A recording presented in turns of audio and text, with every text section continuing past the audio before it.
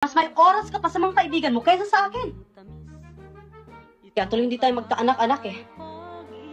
At higit sa lahat, Mr. Navarro, ngayon pa, anibersaryo natin, na hindi ko alam kung bakit dumating-dating ka pa, hudas ka, responsable. Teka. Anong hudas? Anong responsable?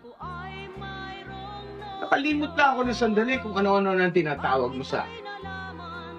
Aba, Mrs. Navarro, I admit, I go out a lot. I drink a lot. But I work hard. Kung wala tayong, yan ay dahil sa kakapils-pils mo. Nung unang taon natin, dahil ayaw mong pabuntis, dahil sumisikat ka. Ngayon naman, nagkakasalisihan tayo ng uwi dahil sa mga taping mo. Isa pa,